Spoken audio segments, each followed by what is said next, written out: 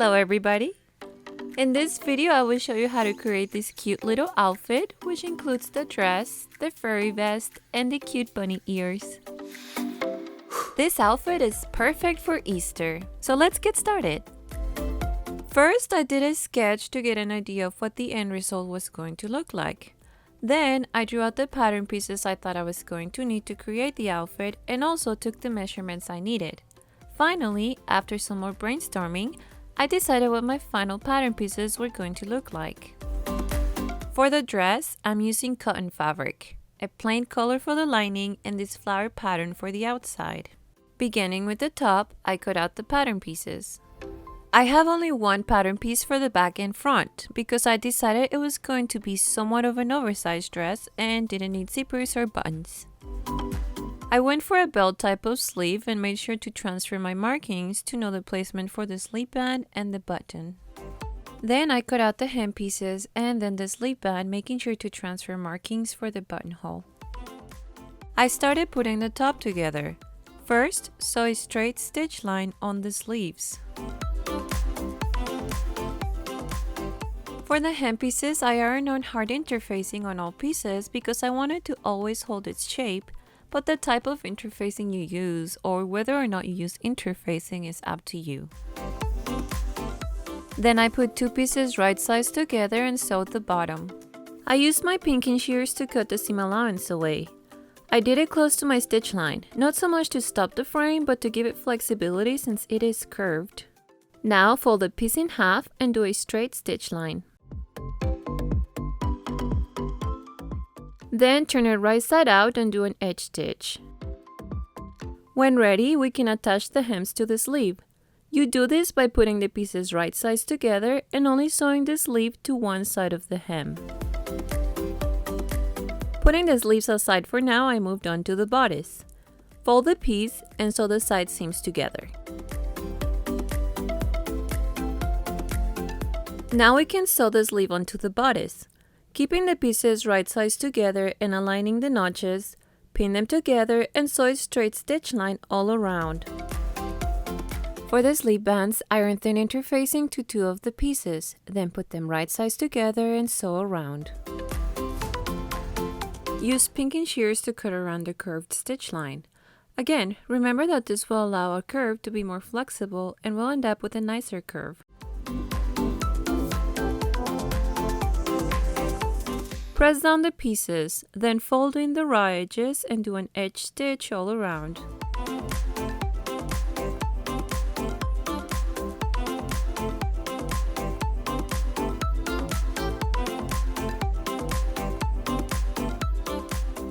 Attach the buttons on the pattern fabric piece. Then we can sew the lining and self piece together. Do so by putting them right sides together, pinning them while aligning all notches and sewing all around it. Then turn it right side out. Notice that I didn't use my pinking shears on the neckline seam because my seam allowance was only 1/4 of an inch, but I did have to make some small cuts here and there to release some of the tension. Do an edge stitch all around the neckline. Now, for the sleeves, make sure to align the lining sleeves with the self piece sleeves and tuck the raw edge inside the hem piece, pinning it in place as you go. Once it's all pinned in place, then do a top stitch all around trying to match your edge stitch. This stitch will finish attaching your hem to the sleeve while keeping the lining raw edges hidden away. Once my top was ready, I moved on to the skirt. Cut out the skirt pieces and put them right sides together and stitch the sides using a straight stitch. Since we're not using lining for the skirt, remember to either zigzag or overlock the raw edges. Now put the top and skirt right sides together. Aligning all notches, pin the skirt and pattern fabric top piece together, but not the lining, and sew all around. The next step is to fold in the lining all around, just so that it's past the waistline seam, and of course pin it in place. We are going to sew right on top of our already existing waistline seam so that this next seam is hidden. On the outside, there's only one seam, and on the inside, it's nice and clean without any raw edges. The last step is to fold in the hem of the skirt and sew it down.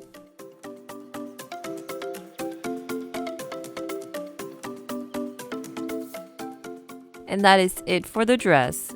It is an A-line dress with emphasis on the bell sleeves. For the vest, I will be using this fake fur in white. Cut out the pattern pieces. If this is your first time cutting fur, make sure to cut on the wrong side. You only want to cut the fabric part, being very careful not to get the fur underneath. This way your fur will lay natural and you won't have a straight line across. The next thing I did was to cut the fur off my seam allowance.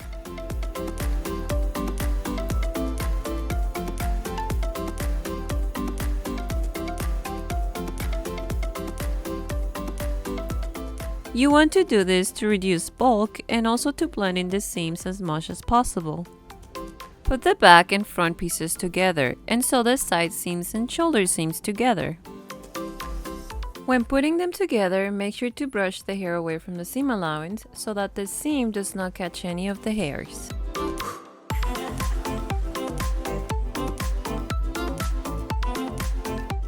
Now cut the same pattern pieces out of the lining fabric and sew them together. Once you have both pieces ready, put them right sides together, still making sure to brush the hair away from the seam allowance, and pin them together.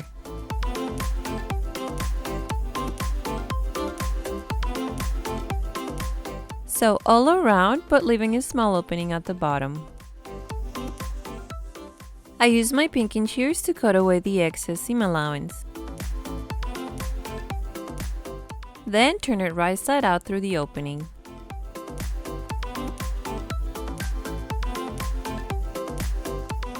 For the armholes and the opening, I just hand sewed the lining to the fur piece.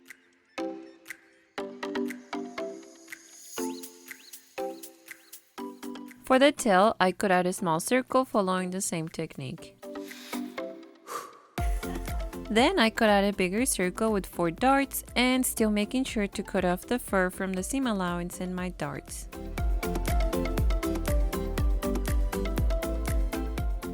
I pinned the darts together and sewed them down.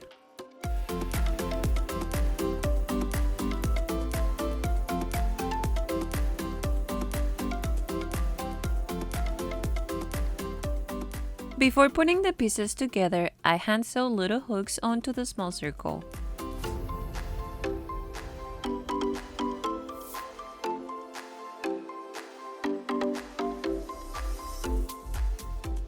Now put them right sides together, pin them in place and sew around, leaving a small opening.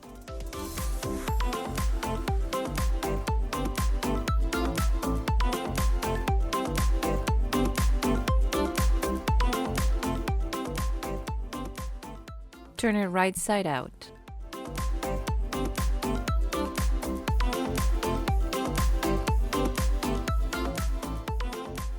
Put some filling through the small hole and then just hand sew it close.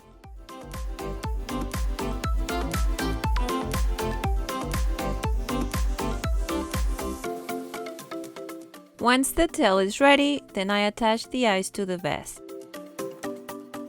And now we have a vest with a detachable bunny tail.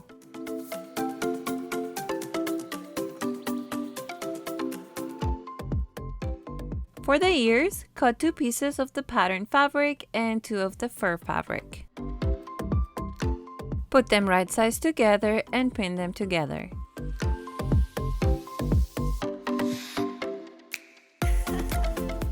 Then sew around, leaving the bottom open. Cut away the excess seam allowance and turn it right side out.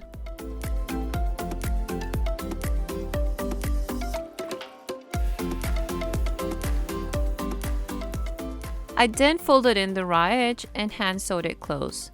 Then folded the ear and did a small stitch line with my sewing machine to hold it in place. When the ears were done, I hand sewed them to small hair clips. And that's it! I made a cute little Easter outfit for this little one.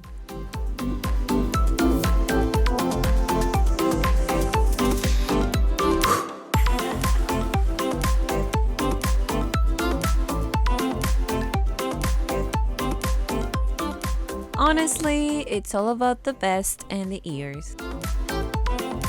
The vest itself is a perfect accessory for any outfit, with or without the tail.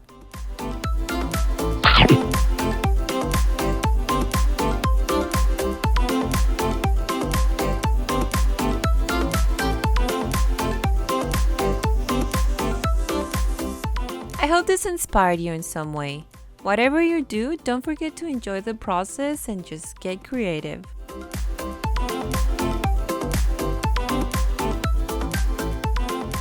Thank you so much for watching, and I'll see you in my next video.